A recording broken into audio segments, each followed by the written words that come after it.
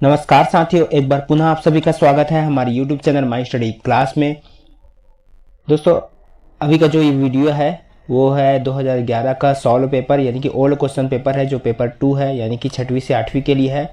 और ये जो है सामाजिक अध्ययन है। ठीक है साथियों, सामाजिक अध्ययन का पेपर है जिसका ये सेकंड पार्ट है। इससे पहले पार्ट में हमने 30 क्वेश्चन आपको बता दिया था और ये उसका सेकंड पार्ट है 6वीं से 8वीं के लिए, छत्तीसगढ़ शिक्षक पात्रता परीक्षा का। तो आइए दोस्तों, आज की वीडियो का शुरुआत कर लेते हैं।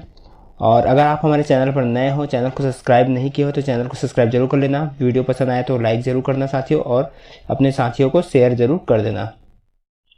ठीक है साथियों, अगर आपने पिछला वीडियो नहीं देखा है, इसका पार्ट 1 सामाजिक अध्ययन का, और बाल विकास का भी है, हिंदी का भी है, प्राइमरी का लेवल का भी है और मिडिल लेवल का भी है।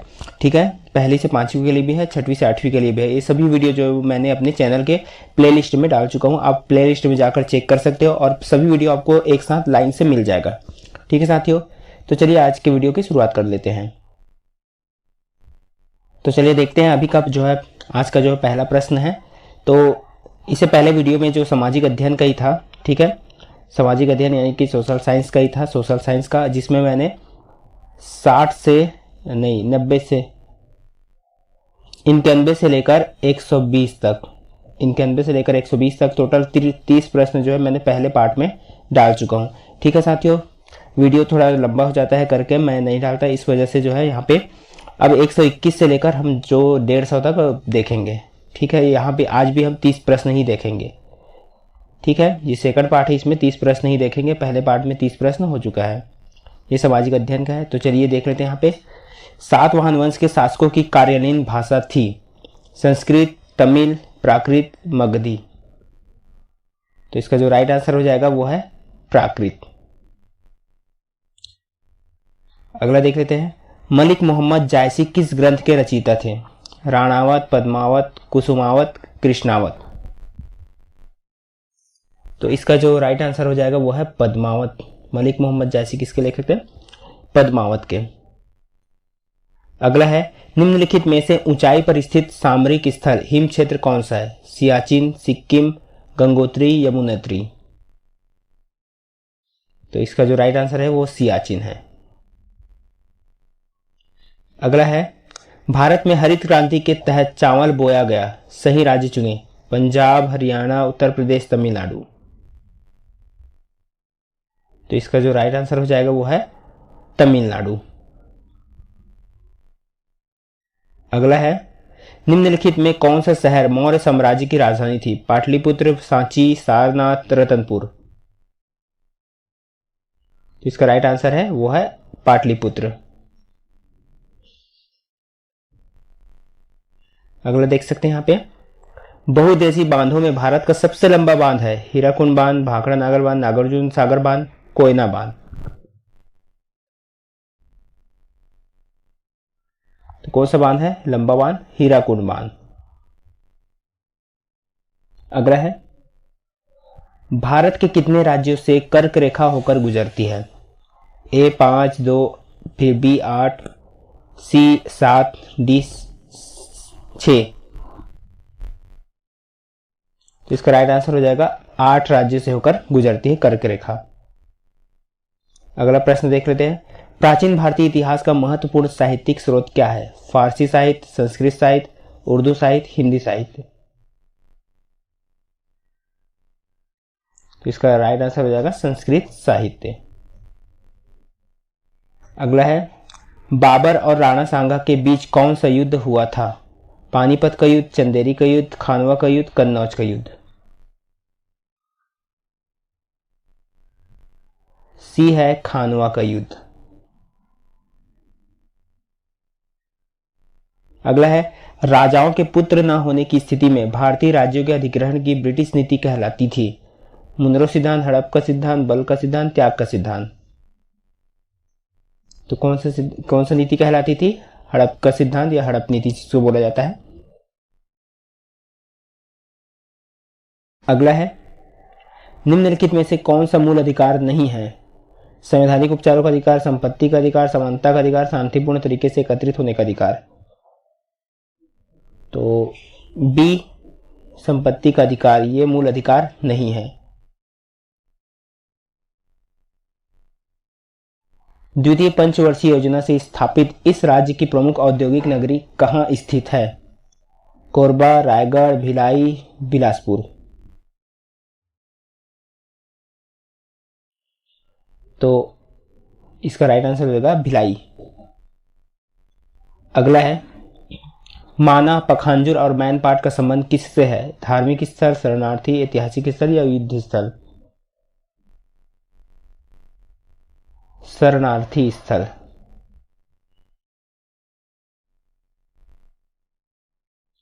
अगला है, इस राज्य में अस्पृश्यता उन्मूलन के कार्य को करने वाले प्रथम व्यक्ति थे?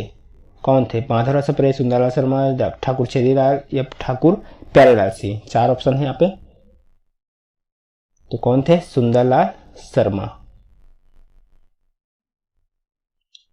अगला है, कौन सा सूफी संत सम्राट अकबर के दरबार में था? शेख सलीम, शेख नागौरी, ख्वाजा मोइनुद्दीन, उपरोक्त में से कोई नहीं? तो इसका राइट आंसर हो जाएगा शेख सलीम।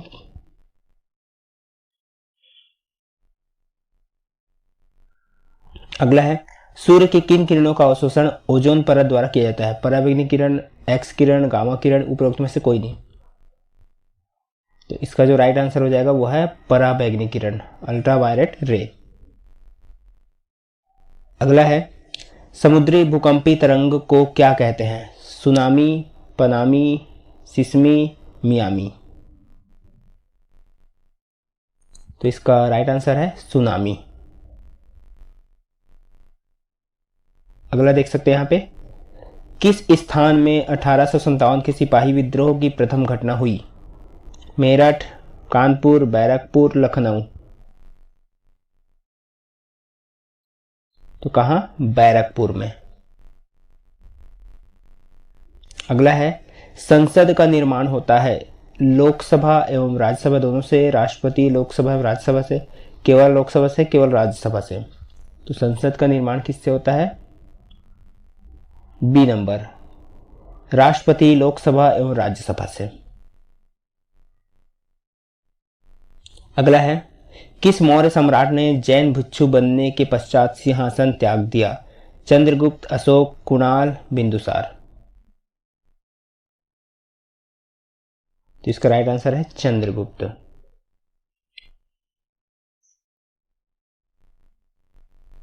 अगला प्रश्न है, अगस्त 1930 में इस राज्य के किस स्थान में जंगल सत्याग्रह हुआ? रुद्री नवागांव, गट्टासिल्ली, तमोरा, पोड़ी गांव। तो कहां हुआ था? 1930 में रुद्री नवागांव में। भक्ति आंदोलन में किसका योगदान नहीं था? मीराबाई, कबीरदास, एकनाथ, बाबर। तो इसका राइट आंसर हो जाएगा बाबर। अगला है, सती प्रथा के विरुद्ध कानून बनाने वाले गवर्नर जनरल का नाम था? Lord Bentinck, lord Dalhousie, lord Ripon, lord Cornwallis. तो कौन थे? Lord Bentinck. 144 है, इंडिका का लेखक था? अब्रूनी, जस्टिन, मेगस्नीज या स्ट्रेबो? तो इसका राइट आंसर हो जाएगा मेगस्नीज, इंडिका के लेखक थे। अगला है, रेक्टर पैमाने का आधार है? तीव्रता, घनत्व, भूकंप परिणाम, उपरोक्त में से कोई नहीं?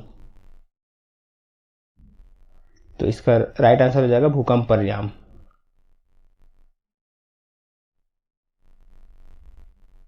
अगला है, निम्नलिखित में से सही जोड़ी कौन सी है? एस सेल Korba, power grid Kumhari Durg, NTPC Bastar, SECL Rajnandgaon.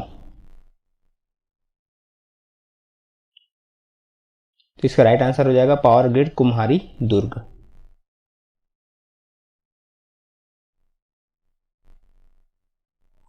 अगला है, किस मुगल सम्राट ने फतेहपुर सीकरी में बुलंद दरवाजा बनवाया था? अकबर, शाहजहां, जहांगीर, औरंगजेब। तो इसका राइट आंसर हो जाएगा ए अकबर।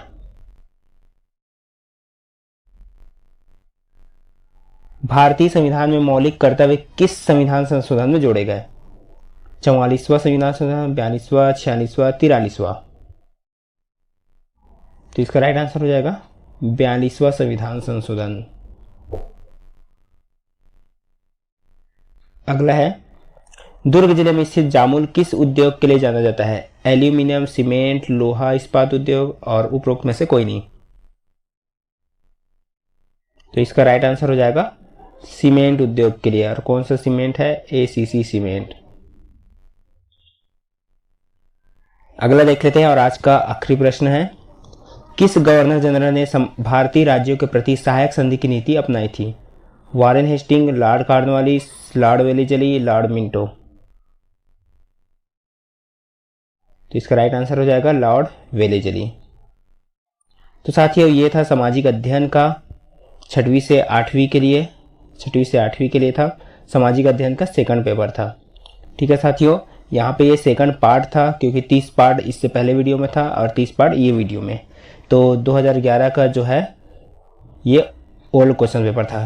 तो वीडियो को देखने के लिए दोस्तों बहुत बहुत धन्यवाद। मिलते हैं इसी तरह और अगले वीडियो के साथ।